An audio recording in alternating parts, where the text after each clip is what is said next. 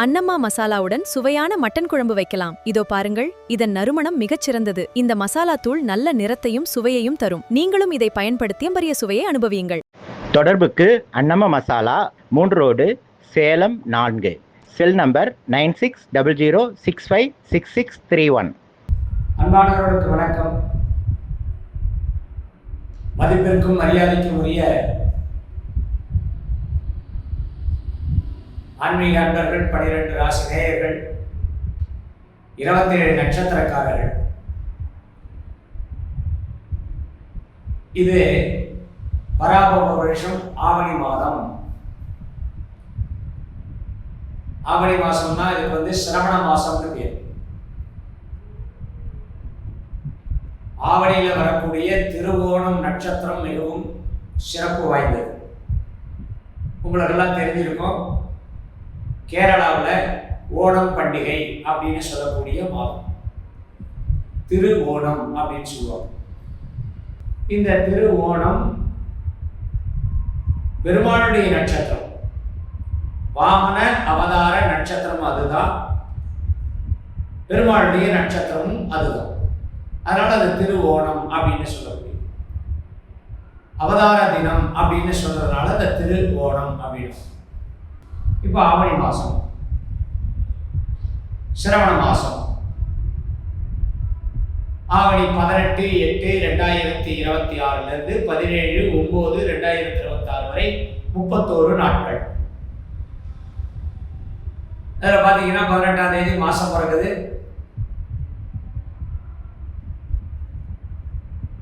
சூரியன் சிம்மத்தில் இருக்கார், சந்திரன் கன்னியிலிருந்து ஆரம்பிக்கிறார், செவ்வாய் மிதுனத்தில் இருக்கக்கூடிய செவ்வாய், புத ஆதித்ய யோகமாக ஒரு நாளைக்கு அப்புறம் சூரியனோட புதன் சேர்ந்து புத ஆதித்ய யோகத்தை கொடுக்கிறது. குரு கடகத்துல உச்சம், சுக்கிரன் கன்னியில நீச்சம், அப்புறம் திரும்ப துலாத்துல 15 நாள் கழிச்சு துலாத்துக்கு வந்தது அவருடைய ஆட்சி.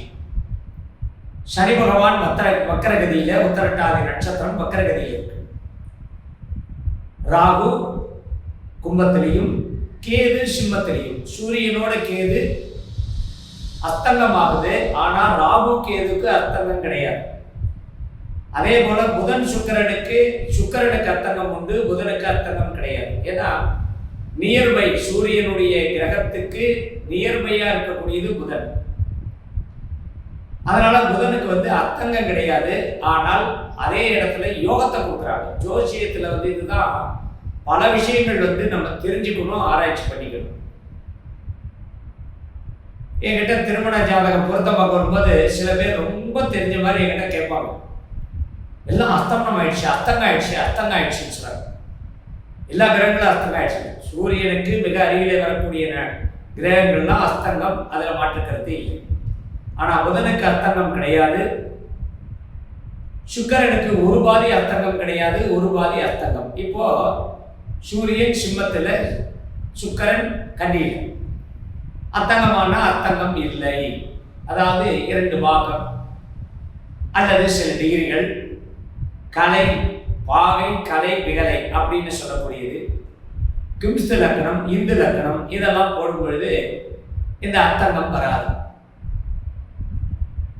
இதை தெரிஞ்சுக்காம பல பேர் அர்த்தங்கம் சூரியனோட ரொம்ப கிட்ட இருக்கும் பொழுது சுக்கிரன் அர்த்தங்கம். அந்த நேரத்தில் யஜுர்வேதிகள் அப்படின்னு சொல்லக்கூடியதும் சில முக்கியமான சில விஷயங்களும் திருமண காரியங்கள்லாம் செய்யறதெல்லாம் தவிர்க்கப்படணும்னு சொல்றாங்க. ஜாதகத்தில் ஒரு சாஸ்திரம். அதே போல குரு சூரியன் சேர்க்கையாய் இருக்கும் பொழுது குருவுக்கு பலன் கிடையாது. குரு தன்னுடைய ஒளியை இழந்தது. இந்த அர்த்தங்கம்ங்கிறது எப்படி நீங்க பார்க்கணும் அப்படின்னா, இப்ப நம்ம சூரியனை நல்ல பகல்ல வெளிச்சத்துல சூரியனை ஒரு நிமிஷம் பார்த்துட்டு அடுத்தாப்புல உங்களால ஏதாவது பார்க்க முடியுமான்னு பார்த்தா எதையும் பார்க்க முடியாது. இந்த வடிவேல் ஜோக் மாதிரி இப்பவே கண்ணை கட்டுது அப்படின்னு சொல்ற மாதிரி கண்ணை கட்டிடும். நமக்கு அருகில் இருக்கிற விஷயம் கூட நமக்கு தெரியாது. ஏன்னா சூரியன் அந்த பவரெல்லாம் இழுத்துருது அந்த வெளிச்சத்தில். இன்னும் சொல்லப்போனால் இன்னொரு விளம்பரம் கூட பார்ப்பீங்க. தலை உச்சியிலேருந்து சூரியன் வந்து வெய்ய காலத்தில் அந்த குளுக்கோஸ்க்காக விளம்பரம் கொடுப்பாங்க. தலை உச்சியிலேருந்து அப்படியே நம்மளுடைய சத்தா ஒழிக்கிற மாதிரி. அந்த மாதிரி நம்மளுடைய சக்தியை வந்து அந்த சூரியன் வந்து மிக அருகில் இருக்கும் பொழுது அந்த சக்தியை, அந்த கிரகத்தினுடைய சக்தியை அது உறிஞ்சிருக்கு. அதனால அதுக்கு பேர் அர்த்தம் இருக்கு. ஆனால் கிரகம் இருக்கிற இடத்துல இருந்து பார்வைக்கு எந்த கட்டமும் கிடையாது. இப்ப சூரியன் யாரை பார்க்கறது? 7ஆம் இடம் ராகு. ராகுனுடைய பார்வை 7ஆம் இடத்தை பார்க்குமானா கிடையாது.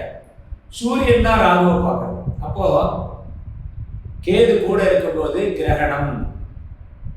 ஆனால் சந்திரன் கேது சேர்ந்தாதான் சந்திர கிரகணம். சூரியன் கேது சேரும் பொழுது அந்த கேதுக்கு கண்டிப்பாக அர்த்தம் உண்டு. அதனால இந்த மாசம் சிம்ம ராசிக்காரர்களுக்கு இந்த கேதுவினால் வரக்கூடிய தொல்லை கொஞ்சம் நீங்கும். சரி, இந்த மாசத்துல இருக்கக்கூடிய விசேஷங்கள் 18ஆம் தேதி மாசம் பிறக்குது.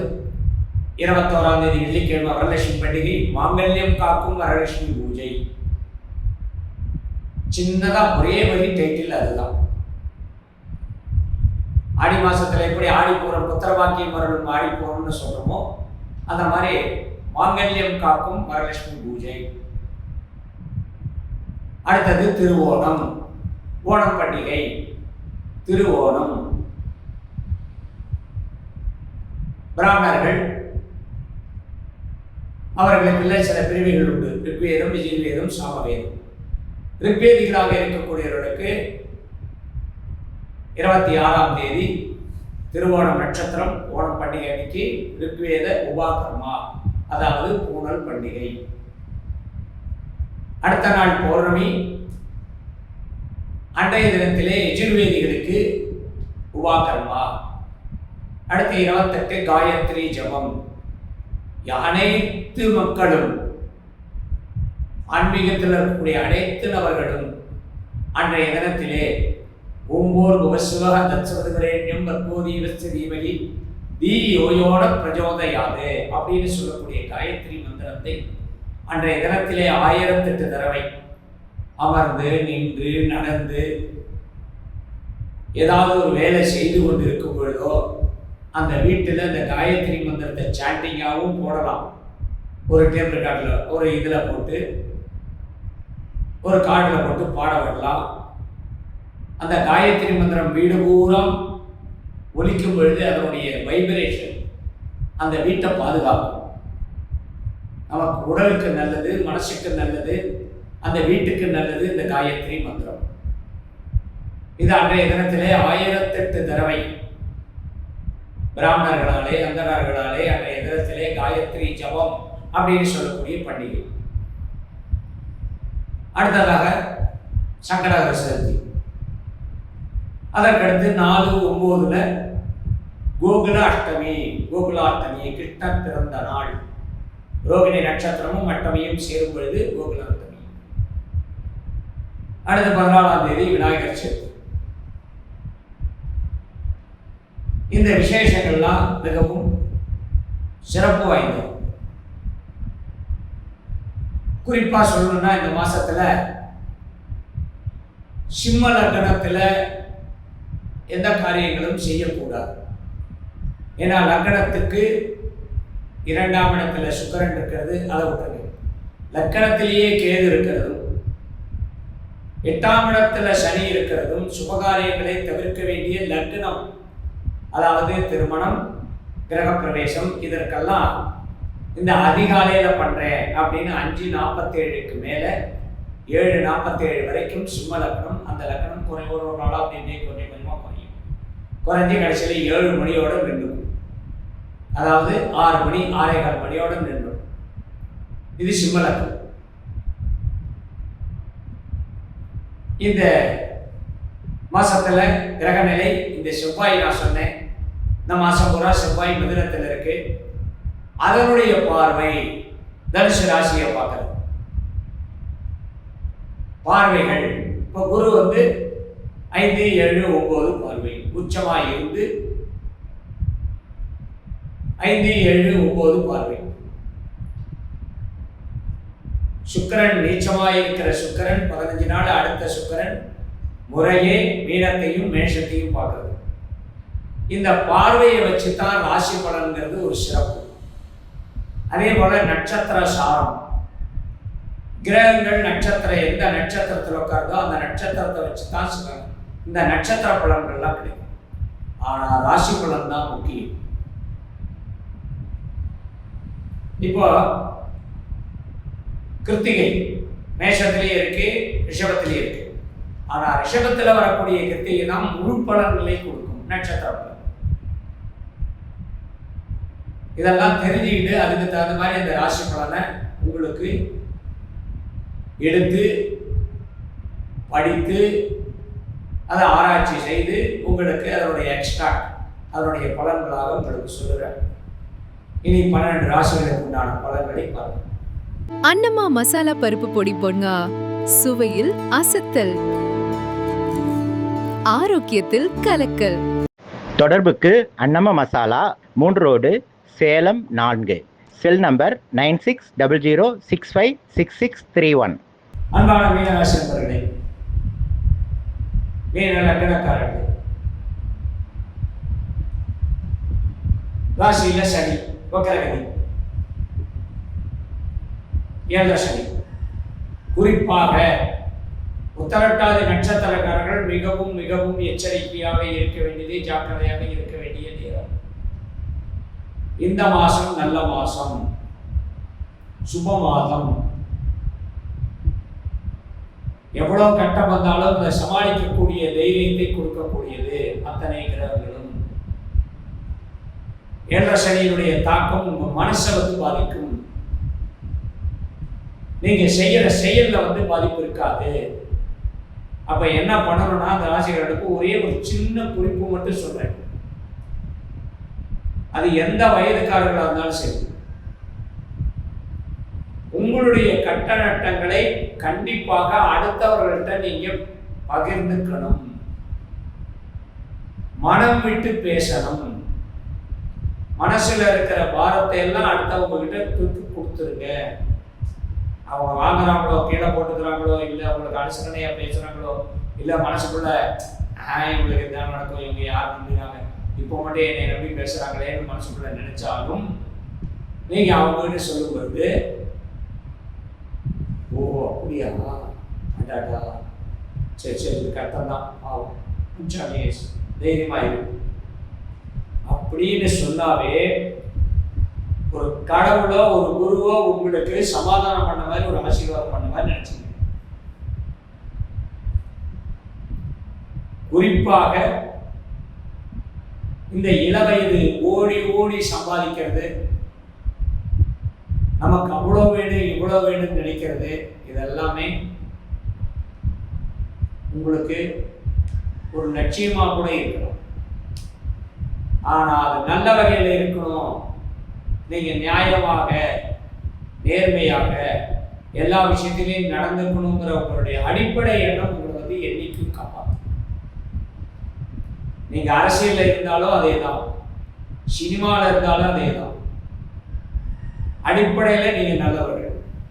அதாவது சொல்லுவாங்க, நம்பியார் ஸ்கிரீன்ல வில்லன், ஆனா நேர்ல மிக மிக நல்லவர். நான் பார்த்திருக்கேன், நான் பழகியிருக்கேன். அவர் கூட பல நாள் அவர் கூட இருந்திருக்கு, ஆச்சரியப்பட்டிருக்கு. அந்த மாதிரி. ஆனா அவங்களுக்கு கிடைக்கிற ரோல் என்ன? கெட்டவர்களாக நினைக்கக்கூடிய ரோல்.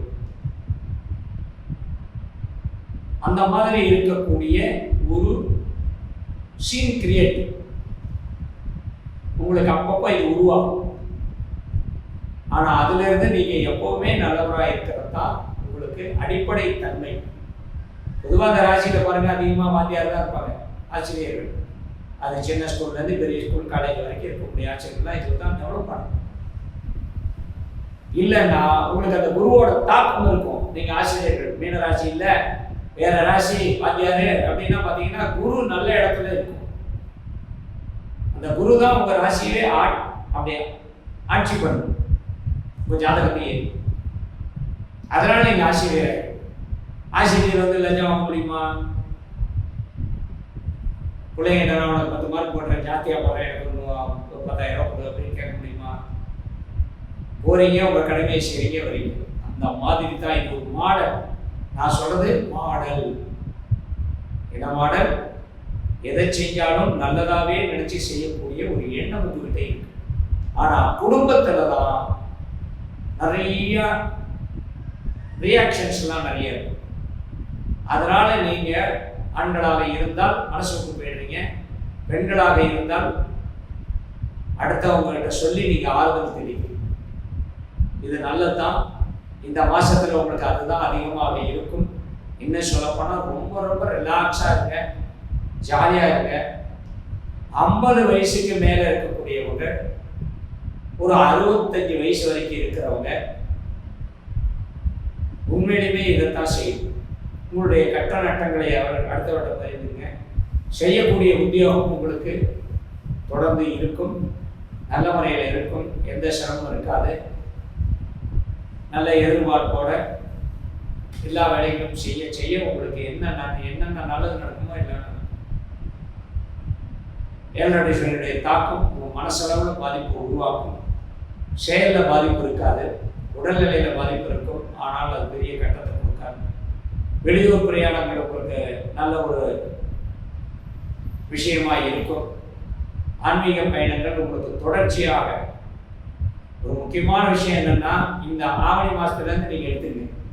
பொதுவாக உங்களுக்கு இந்த குரு பயிற்சியிலேருந்தே உங்களுக்கு அதுதான் யோகம். என்ன யோகம்? 5ல் இருக்கக்கூடிய குரு உங்களுக்கு என்ன பண்ணும்? ஒரு கோவிலுக்கு போனீங்கன்னா, ஒரு சாமியை தரிசனம் பண்ணீங்கன்னா, குறைஞ்சது 8 வாரம், 8 மாதம், 8 வருட காலம் தொடர்ந்து அதே அந்த இடத்துக்கு போகணும். ரொம்ப தூரத்தில் இருந்தால் 8 வருஷம், வருஷத்துக்கு ஒருக்க. கொஞ்சம் கிட்ட இருந்தால் 8 மாதம், மாதத்துக்கு ஒருக்க. பக்கத்தில் இருந்தால் 8 வாரம், 8 தினம். இதெல்லாம் கணக்கு. ஏன்னா உங்களுக்கு எப்பவுமே ராசிக்கு லக்னத்துக்கு 8 சுக்கிரன். அவர் உங்களுக்கு ஆசையை தூண்டுவார், போகணும் போகணும் போகணும்னு. போக முடியாத சூழ்நிலை அது வேற, அது தவிர்க்கிறது. அதுவும் கிரகங்களால் அவர் தான். சந்திரன் வந்து உங்களுக்கு அந்த மாதிரி பண்ணிடுவார்.